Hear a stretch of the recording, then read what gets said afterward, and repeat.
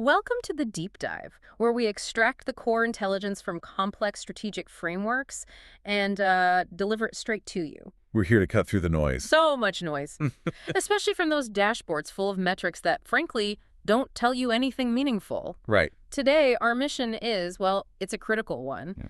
understanding how to measure the quality of user experience. Not just the volume of clicks, but the real sticky value. Exactly.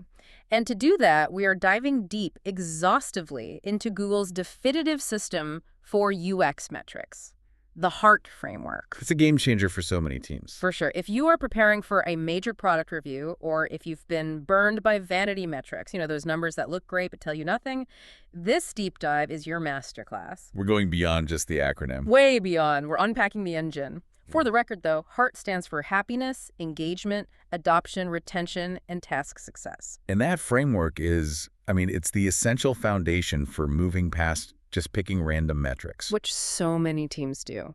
Oh, absolutely. So many product teams, particularly as they scale, they fall into this trap of using whatever data is easiest to pull. Right. They'll track conversion rates in one feature, then look at time on page in another, and the result is just this inconsistent, incoherent narrative about the user experience. It tells you nothing. Nothing. The profound power of HEART is that it imposes discipline. It forces product managers, UX teams, to consistently adopt a user-centric lens. So it's a mindset shift. It really is. Every single metric you choose has to align directly with a specific user goal. It ensures you're tracking true product health, not just, surface-level activity. It's the difference between knowing your product is used and knowing your product is valued. That's it, exactly. That's the core of it. So let's start at the beginning. Before HEART, how did massive companies like Google even measure UX? It sounds like chaos was the default state. Chaos is a very good word for it. I can only imagine. Yeah, especially when you're dealing with hundreds of internal teams, hundreds of products, all operating at a global scale. Think about services like Gmail or YouTube or Google Drive. Just massive. Massive. Yeah. And you have teams managing wildly different features. One team is optimizing the search bar, another is optimizing the billing flow. You absolutely need a shared language and a consistent scale for evaluation. Otherwise, you're comparing apples to oranges. Constantly. So HEART originated specifically within Google's UX team. It's defined as a structured, user-centered metrics framework. It was explicitly designed to help PMs and UX teams measure user experience quality at scale, consistently and meaningfully. So the goal wasn't just to measure something. No, it was to measure meaning. So the central objective isn't merely data collection, but alignment and meaning. How does it make sure the metrics we choose are actually meaningful indicators of product value? How does it prevent that classic PM mistake of adopting vanity metrics? It achieves this by forcing the team to define value from the user's perspective first. A vanity metric, like total registered users, sounds amazing, right? Yeah. But it doesn't tell you if anyone is actually deriving any benefit from the product. Right, they could sign up and never come back. Exactly. HEART shifts the focus to signals that prove value is being delivered. So for instance, instead of tracking total page views, which is a vanity metric, you track the task success rate. Which is actual value. It's pure value. If the user succeeds efficiently, the product has delivered value. Simple as that.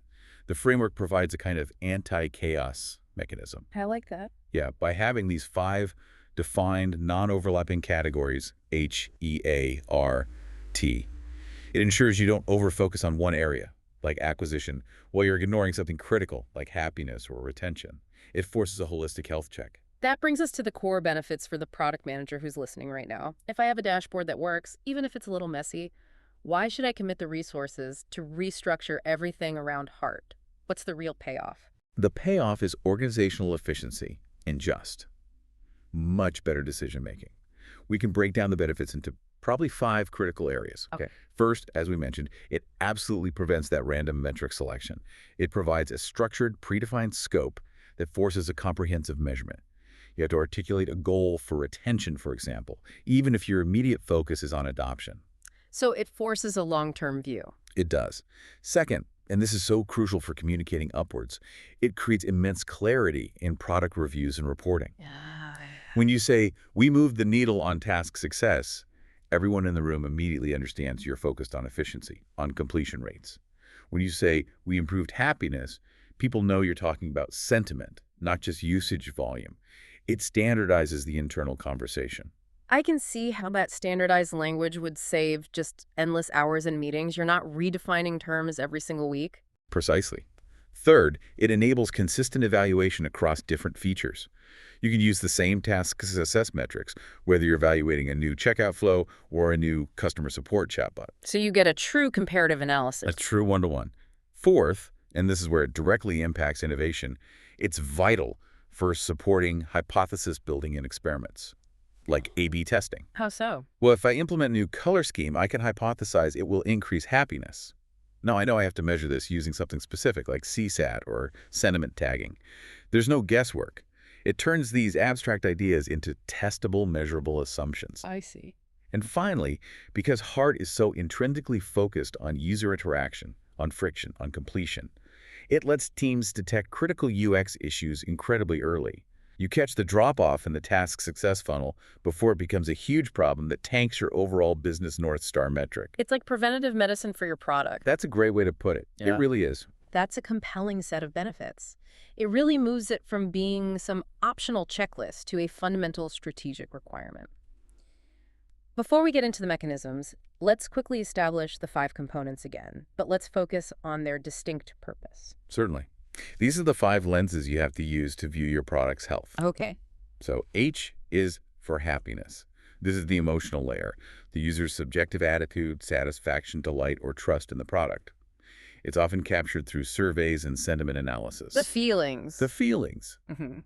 E is for engagement. This measures the depth of interaction. Are users just showing up, or are they actively and meaningfully involved with the core features? So quality over quantity of visits. Right. Exactly. A is for adoption. This tracks new usage. It covers everything from first-time users signing up to existing users activating a newly released feature. It's all about that initial uptake. Got it. R is for retention. This measures long-term stickiness. It's the rate at which existing users return over time, which demonstrates sustained loyalty and habit formation. The holy grail for most products. It is. And finally, T is for task success. This is the utilitarian metric. It measures how effectively, efficiently, and error-free users complete the core jobs they came to the product to do. Okay, let's drill down into the engine of this framework because simply listing the 5 letters is not enough. Not at all. What makes Heart actionable and scalable, especially for massive organizations, is the underlying methodology, the GSM model. Goals, signals, metrics. This is the crucial bridge that turns these abstract user needs into hard, measurable data points. This is probably the most important point you can stress. Without the GSM model, Heart is just a nice organizing principle. A filing cabinet. A filing cabinet, exactly. The GSM model mandates a structured logical sequence. You start with the desired user outcome, the goal. Then you identify the observable behavior that demonstrates that outcome, the signal. And only then do you define the quantifiable number, the metric. And if you skip the signal, You end up measuring something totally irrelevant. let's break this process down step by step, because the relationship between these 3 elements is what PMs so often get wrong. Right. So step 1 is goals. This is the starting line. It has to be a clear, desired user experience outcome under one of the Heart categories. So a statement of intent. A statement of intent focused on the user. For instance, if we're focusing on retention, the goal might be users integrate the product into their daily professional workflow. It defines what success feels like for the user. Okay, that's the goal. What's step 2? Step 2 is signals. This is the translation layer. Signals are the observable, measurable behaviors that indicate progress toward or regression from that goal. They are the evidence. So what would that look like for our workflow example? For our retention goal of integration into the workflow, the signal might be frequent, repeated usage of advanced filtering features, or maybe a significant increase in file storage utilization over the first 90 days. So it's an action you can see. An action you can observe. Signals bridge the qualitative goal to the quantitative metric. Which brings us to step 3. Step 3 is metrics. Finally, we quantify the signal. Metrics are the specific measurable numbers used to capture that behavior. So for the signal, frequent use of advanced filtering, the metric would be something like percentage of active users utilizing advanced filters at least once per week. So the metric provides the hard data. The empirical data, yeah. Yeah. It's necessary to confirm or deny if the goal is actually being met. This structure is genius because it stops us from just picking a random percentage increase. We have to justify why that percentage matters by tracing it all the way back to a desired user behavior. Exactly. It forces intentionality. Let's run through the examples we have, starting with a category that often feels so intangible, trust. Which would fall under happiness, right? Right, under the happiness component. Right. Let's imagine a mobile banking app. In this high-stakes scenario, the stakes aren't just delight, but genuine financial trust. Absolutely. So the goal for happiness is users must feel highly secure and trust the app implicitly with their personal and financial data. Okay, so how do you observe trust? That seems hard. It is, but you look for the absence of negative behaviors. The signals would include very few complaints about fraud warnings, minimal hesitation or confusion during secure actions, like setting up two-factor authentication, and a low volume of negative social media chatter about security features. Ah, so you're looking for what's not happening. Exactly. Yeah. So to quantify that signal, the metrics would be CSAT scores specifically related to security flows, the volume and trend of support tickets filed about login or security failures, and the sentiment score you get from analyzing open-ended survey feedback related to account safety. Wow. So notice how the goal of trust is translated into the very specific metric of counting login support tickets. That's the power of GSM at work. That's it, right? Now, let's contrast that with something focused purely on efficiency, using the task success component for a high-volume e-commerce app. Right, so this is a flow-focused analysis. Our focus is all about eliminating friction in the flow that drives revenue. The checkout. The checkout. So the goal under task success is users must easily, quickly, and flawlessly complete the checkout process to minimize lost sales. And the signal for that is pretty obvious. It is. If the checkout is easy, the primary signal is a drastically reduced rate of cart abandonment. Another signal is the speed with which users progress between, say, the payment and shipping steps. So what are the metrics? We capture this with the checkout completion rate, which is the overall percentage of users who start and finish.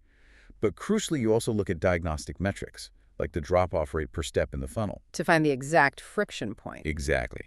And the average time to completion for the entire checkout flow. If that time increases, even if the completion rate stays high, your task success is actually degrading. So the GSM model has taken a vague problem, losing sales, and surgically pointed us toward measuring the specific behavioral failure friction between step 2 and 3 of the checkout, and assigned a number to it. That's the diagnostic power. Now that we have the rigorous GSM framework, let's dedicate some serious time to the 5 categories themselves. We need to move beyond simple definitions and really understand the strategic implications and the precise metrics PMs are using in the field. Let's do it. So, happiness. Happiness or user sentiment is really the pulse of your product. It's the user-perceived satisfaction, the delight, the attitude toward the product. It's often the best early warning sign that something is going wrong, even if the user hasn't churned yet. It's the canary in the coal mine. It really is. The signals are inherently subjective, but you have to capture them objectively. So we look for metrics showing users complaining less, providing higher feedback ratings, expressing positive sentiment and qualitative research, that sort of thing. Okay, let's talk brass tacks. What are the specific metrics we have to track here? The toolbox is pretty rich, but it requires careful selection. The key metrics include CSAT, which is customer satisfaction score. The classic, rate this from 1 to 5. Exactly.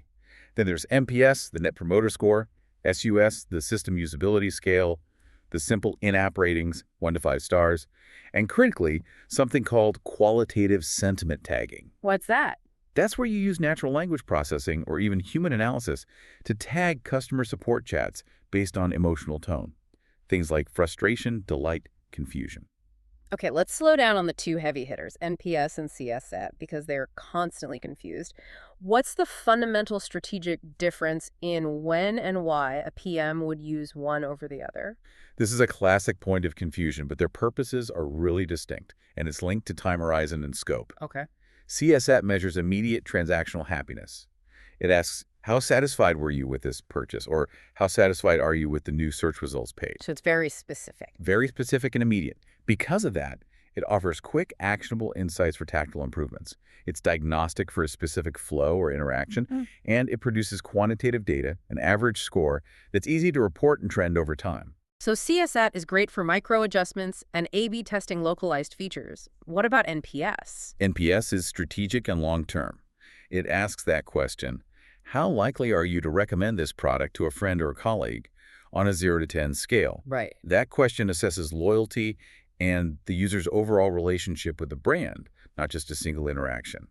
The scoring is unique. You have promoters, passives, and detractors. The final score is the percentage of promoters minus the percentage of detractors. And what does that tell you? It's an indicator of business growth potential driven by word of mouth. If your NPS is high, your product is likely sticky enough to drive future growth. If it's low, you have a fundamental value or trust problem. You wouldn't run NPS after every search, but maybe once a quarter. That makes the distinction crystal clear. CS is a scalpel for immediate feedback. NPS is a strategic radar for long-term health. But you also mentioned the System Usability Scale, SUS. That seems like a deeper dive metric. How is that used? SUS is a 10-question survey that's often used by UX researchers to capture the perceived usability of a system. So not actual usability, but how usable it feels. Exactly. Users rate statements like, "I think that I would like to use this system frequently." The scores are totaled and normalized to a 0-100 scale. The magic of SUS is its benchmark. A score of 68 is considered average usability. Oh, interesting. Yeah, so if your product scores an 80, you know you have above average usability, and that can be a significant point of competitive differentiation. So if we see a scenario where after optimizing our search flow, our CSAT rises from 3.4 to 4.3, that tells us the specific interaction is happier. Correct. But if our MPS remains stuck in the 30s, we know we still have a broader loyalty problem we need to tackle. Precisely. Happiness measures that emotional connection, which often acts as a prerequisite for retention. Okay, moving to e-engagement. This is about the depth of interaction, right? Not just users logging in, but users truly integrating the product into their lives. That's it. The signals for strong engagement point to consistent and meaningful use of product features. We look for session activity that includes interaction with advanced or core value features, not just passive viewing. So what are we measuring? Standard metrics include daily active users, DAU, weekly active users, WAU, and monthly active users, MAU. Yeah. But the more diagnostic metrics are things like the number of actions per session, the frequency of key feature use. And isn't there a ratio? Yes, the DAU-MA ratio. It's a fantastic indicator of product stickiness. A high ratio suggests users rely on the product almost every single day. Now we have to confront the most common pitfall in this category, the obsession with time spent. You warned that for many utility apps, tracking long session lengths is a massive error. It is a critical caveat, and one that PMs really must internalize. If I am optimizing a spreadsheet tool or a route-finding app, my goal is efficiency. Right, getting the user in and out as fast as possible. Exactly. Wasting time equals failure. If a user spends 30 minutes in a productivity app, it usually means they are confused, they're stuck, or they're struggling with task success. So for those kinds of products, we need to flip the script. Completely. The true positive engagement metrics are linked directly to task success and the value delivered. So instead of measuring time in app, we measure metrics like the frequency of critical task execution. Like how often did the user successfully file their report? Exactly. Or the session-to-action rate, which is the percentage of sessions that included one of your predefined core value actions. You can even track time savings. If the user completes the task 50% faster than the previous version, that is positive engagement, regardless of how long the session was. So we want deep, frequent, and efficient use of features, but we actively avoid long, wasteful sessions. The metric must always be aligned with the core value proposition. You got it. Next up, A for adoption. This is the start of the user journey. New users arriving, or existing users embracing new features. It's a measure of discoverability and initial value proposition strength. The signals for adoption center entirely on discovery and trial. We want to see growth in signups, users progressing smoothly through onboarding, and users starting to try new features that are added to the product ecosystem. So what are the key metrics here? The metrics are clear benchmarks for the start of the lifecycle. You have the number of new users in a defined period, the feature activation rate. That one seems really important. It is. It's the percentage of users exposed to a new feature who actually click on it and use it at least once. It's key to proving feature utility. What else? Onboarding completion rate. What percentage of users finish the initial setup flow? And then there's time to value, or TTV. Explain that one. TTV is highly diagnostic. It measures the time from the first launch until the user successfully experiences the product's core value for the first time. So, the time to their first completed route or their first saved document. Lower TTV indicates better adoption. The feature activation rate seems crucial. We often build new features that fail, not because they're poorly coded, but because nobody knows they exist or why they should care. That's the classic failure mode, isn't it? If you build a new AI-powered summary tool, but only 5% of your user base activates it, the adoption metric clearly flags the problem. The signal users starting to try the feature is just not happening. And your next step is to figure out why. Right, a diagnostic dive into the onboarding or discoverability flows. Think about the scenario. 60% of new users enable a specific optional feature, like auto backup, within their first week. That 60% tells you the feature is discoverable and its value resonated immediately. And if that number was 10%? You have either a poor placement, a discoverability problem, or a feature users don't yet understand the need for a value prop problem. Retention, the R in heart. This is arguably the most vital component for long-term business viability. It's the measure of how successful you've created habit and loyalty. Absolutely. The signals for strong retention are the establishment of habitual usage users, integrating the app into their daily routine and predictable, stable cohort behavior over extended periods. What do you mean by stable cohort behavior? You want users from the January cohort to be returning at the same rate 6 months later as the June cohort did 6 months ago. It shows your product's value is consistent. So what are the key metrics for retention? The metrics are cohort-based and time-based. So you have end-day retention rates measuring the percentage of users who return exactly 1, 7, 30, or 90 days after their first activity. D7 retention is a huge predictor of early stickiness. And then the curves? The cohort retention curves. This visualization is essential. It plots the decay of active users over time for different groups. A flat or slowly decaying curve is a sign of high retention. A steep drop-off signals a critical problem. What else? There's the churn rate, which is just the inverse of retention. And for subscription products, the resurrection rate. How many previously churned users come back? I want to spend a moment on the cohort retention curve. It sounds technical, but why is viewing data this way so much more powerful than just looking at monthly active users, or MAU? That's a great question. MAU is a volume metric. It's easily influenced by your acquisition efforts.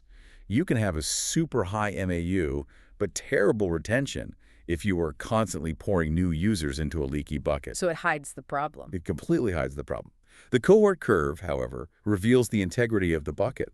If you launched a major product change in March, and you look at the retention curve for the March cohort versus the February cohort, you can immediately and surgically see if your change improved long-term stickiness. It isolates cause and effect. Beautifully.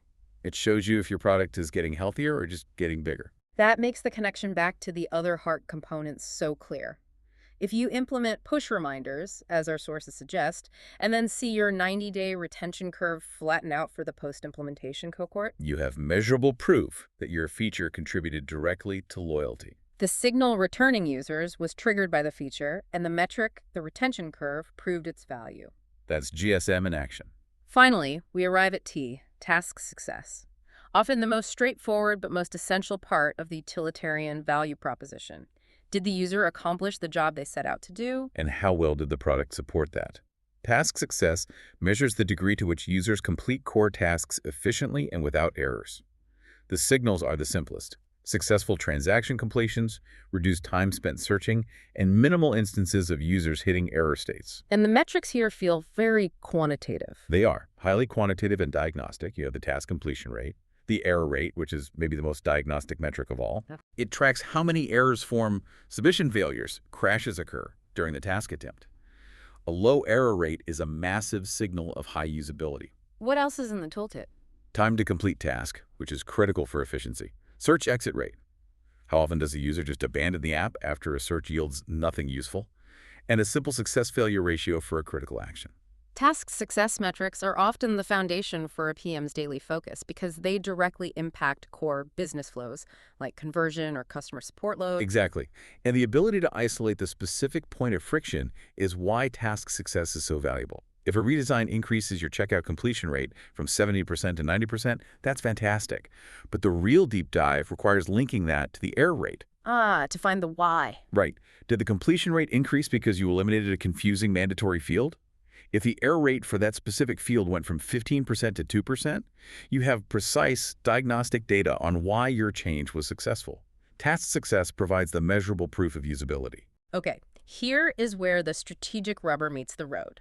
We have this incredibly granular, five-dimensional framework for user health heart. Right. But every successful company operates under a single, overarching strategic guiding metric, the North Star.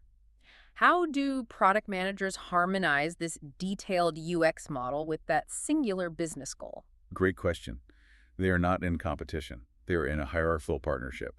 BMs have to use both, but for different purposes. Okay, so let's define their characteristics to understand that dynamic. What's heart? Heart is inherently multidimensional, tracking those five categories. It is UX and user-centered, and its primary function is diagnostic. It tells you what's wrong. It tells you why your product is succeeding or failing based on the user experience. It focuses on user health indicators. And the North Star metric? The North Star is singular. It's one number that best represents the value a customer gets from your product, and at the same time, drives your long-term business strategy. It is business outcome-centered and entirely strategic. So it's for the whole company. The whole company. Its focus is on the primary revenue driver or long-term business valuation. So heart is the X-ray, and the North Star is the vital sign report. Let's create a scenario to illustrate this diagnostic partnership. Perfect. Imagine your company's North Star metric is weekly active uploads per user. Okay. This drives content volume and ultimately your ad revenue. If that North Star is flatlining, the CEO doesn't know why. The PM uses heart to diagnose the specific point of failure. So scenario 1, what does the PM find? The PM checks heart. Task success shows a high error rate, say 30% on the upload completion flow. The fix is clear. This is a task success problem. The team has to prioritize optimizing that upload flow. Makes sense. Scenario 2. Okay, in this one, task success is fine, but the retention curves show a major drop-off after 7 days, and engagement metrics show low use of advanced editing features. So the problem is stickiness. Exactly. The initial value prop isn't sticky enough. The team shifts focus to feature optimization and new user onboarding to drive better engagement and retention. And a final scenario. Scenario 3. All the usage metrics look fine, but happiness metrics, specifically NPS, are in the toilet. Lots of detractors complaining about security concerns. Ooh. Yeah. The fix here is to pause all new feature work and prioritize security updates and transparency to rebuild happiness and trust. Because low trust will eventually choke that North Star. Guaranteed. That sequence clearly demonstrates it. Heart diagnoses the underlying UX friction, the illness that is inhibiting the North Star. The North Star tells you that you're sick, but heart tells you exactly where the infection is and guides the treatment. That's the partnership. Let's ground this in a product everyone relies on, Google Maps. It's a complex utility, and its success is entirely dependent on user trust and efficiency. How does heart apply here? Google Maps is the ultimate efficiency tool, so task success has to be paramount. But it's the reliability, which is a form of happiness, that ensures loyalty. So let's start with happiness. Okay. For Maps, the goal is reliability and ease of use. The signals are high satisfaction scores and positive App Store reviews. The metrics are granular: App Store rating trends, satisfaction surveys after a route is completed, and the Customer Effort Score, or CES. What's CES? It asks, how much effort did you have to exert to complete your task? For Maps, low effort is high happiness. A low CES means the app felt intuitive and the directions were seamless. Exactly. Next, let's consider adoption. For a product like Maps, adoption is often about feature adoption. The goal is to get users to integrate Maps for complex daily needs. So what are the metrics? You're tracking velocity, download rate, onboarding completion rate, and most importantly, the time to value, the time from opening the app to successfully completing the first round-trip navigation. And if that TTV is high... New users will quickly move to Waze or Apple Maps. Okay, and the bedrock, task success. Right. The goal is helping users quickly find accurate directions and relevant local info with minimal friction. The signals are accuracy, fast response times, and an absence of corrective actions from the user. So the metrics would be things like average time to find a route. Search success rate. Did the query yield a route that the user actually used? The reroute rate.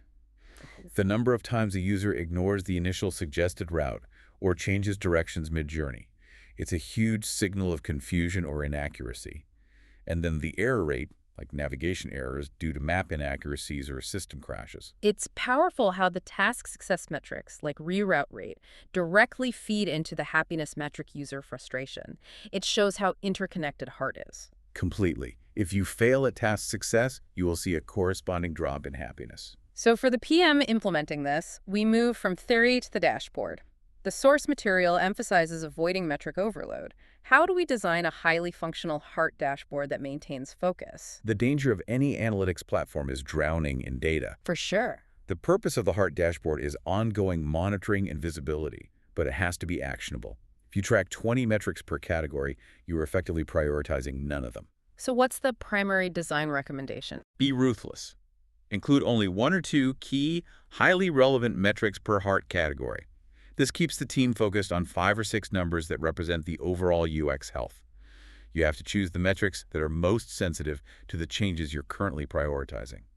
What are the necessary elements that must be included in this lightweight dashboard to make it truly diagnostic? First, you have to track trends over time. A single data point is meaningless.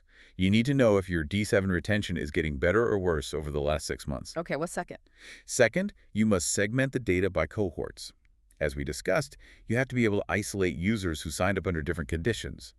New users versus legacy users, or users who adopted feature X versus those who didn't.